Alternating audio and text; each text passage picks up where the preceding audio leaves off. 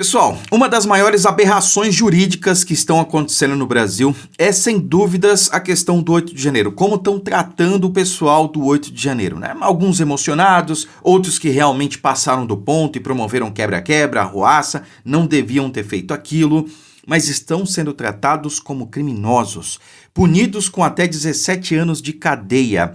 Aquela senhora, aquela mulher, mãe, que apenas escreveu "perdeu mané" na estátua, está sendo tratada como terrorista e foi negado, inclusive, a ela o direito de prisão domiciliar. Direito esse que é concedido, inclusive, para traficantes que estão na mesma situação, né?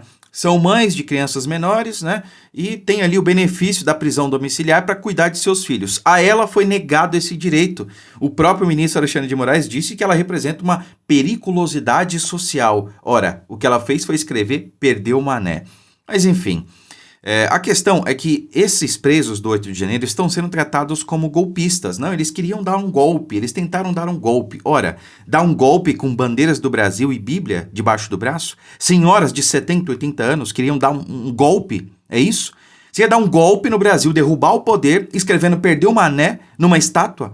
Tá de brincadeira, não é? Pois bem, um golpe realmente foi dado aqui do lado, na Venezuela. Lá, o ditador Nicolás Maduro, amigo do Lula, que na eleição de 2022 a gente foi impedido de falar isso, eu inclusive fui censurado, fui perseguido aqui pela plataforma, ou melhor, não foi pela plataforma, né? A gente sabe que hoje essa ordem veio lá de cima, por ter dito que o Lula era amigo de Maduro. E agora o golpe lá, esse sim de verdade, foi consolidado. A fraude lá foi consolidada. E agora acaba de ser exposta. Olha só. Atas da eleição venezuelana são apresentadas e confirmam derrota de Maduro. Vou repetir, as atas foram apresentadas e confirmaram a derrota de Maduro, do amigo do Lula. Entretanto, ele se declarou vencedor, né? Claro, ele usou lá o que equivale ao TSE da Venezuela, que é controlado por ele, né? Cara, qualquer semelhança é mera coincidência, tá? Vamos dar uma lida aqui, ó. O Centro Carter, uma organização independente que promove a democracia em todo o mundo e atuou como observador internacional nas eleições presidenciais da Venezuela, apresentou nesta quarta-feira, ou seja, ontem, dia 2, à Organização dos Estados Americanos, a OEA, as atas das eleições venezuelanas. Os documentos apresentados pelo Centro Carter mostram que Edmundo González venceu com 67% dos votos, enquanto Maduro obteve 31%. Abre aspas, o sistema eletrônico de votação funcionou, disse Jenny Lincoln, especialista do centro que liderou a missão na observação composta por 17 pessoas. O governo da Venezuela, os partidos políticos da oposição e todos as testemunhas, observadores nos 30.026 locais de votação, conhecem os verdadeiros resultados das eleições de 28 de julho, né?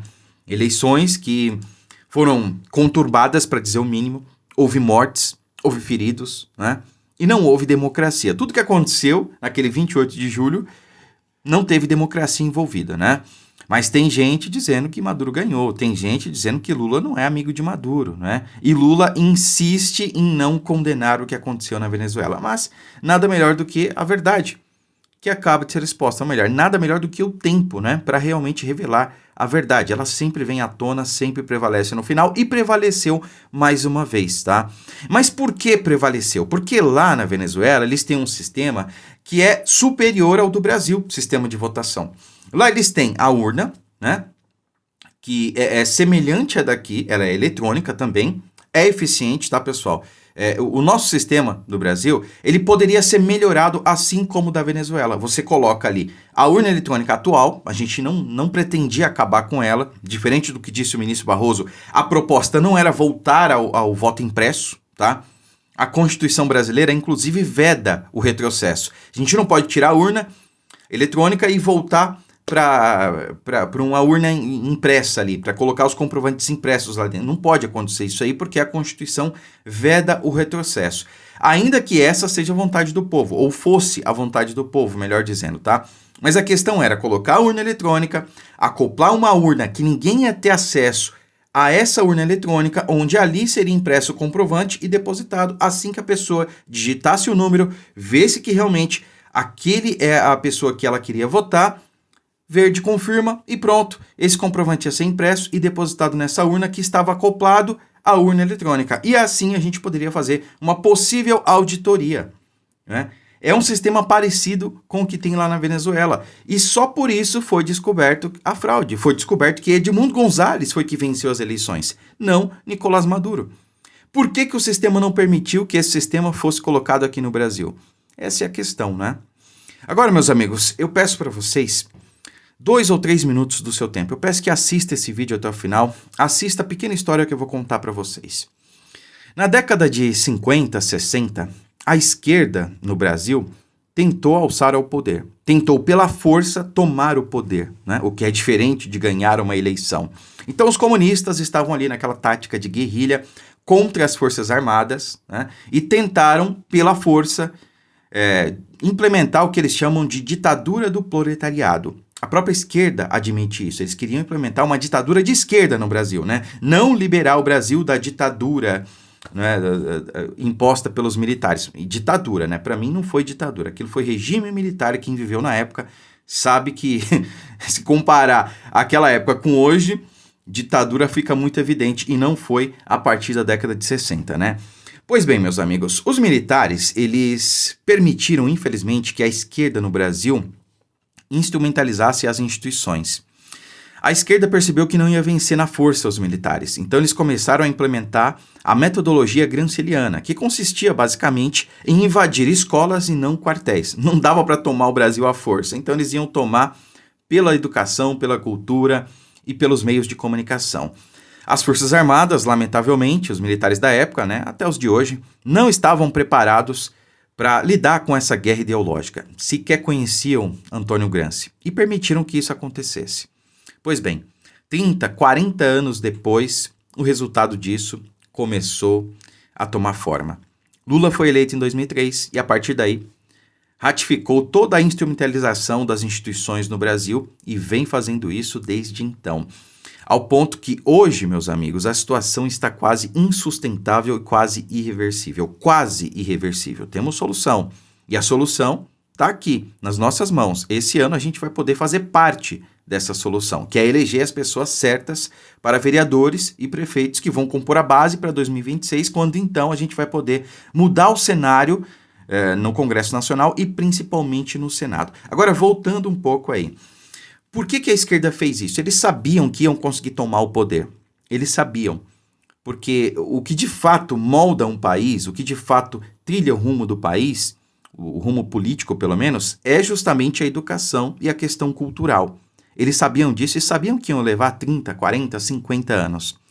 Pois bem, essa é a maneira mais efetiva. A gente poderia começar esse trabalho e fazer essa contraposição e daqui a 30, 40 anos ter o nosso país de volta. Só que eu não quero esperar 30, 40 anos para isso. Eu quero estar aqui, quero fazer parte da mudança e a gente pode fazer isso. Bom, eu quero propor um acordo por você. Lute por mim agora, que eu vou lutar por você no futuro.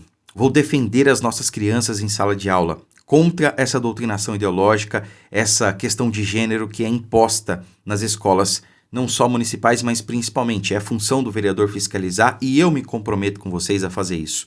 Eu preciso não só do seu voto e da sua família, mas que vocês me ajudem a convencer outras pessoas.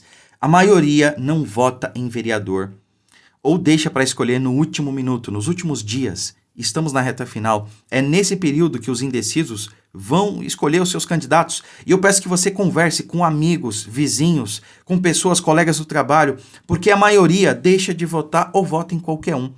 Se cada um de vocês fizer esse trabalho, me ajudar, eu tenho certeza que a gente vai chegar lá, eu serei eleito e vocês vão ter um representante de verdade. É um compromisso que eu faço com vocês. Pessoal, eu sequer tenho filhos. Essa luta, eu não estou fazendo isso por mim. Se eu for eleito, não sou eu que tenho a ganhar. É São Paulo, é o Brasil.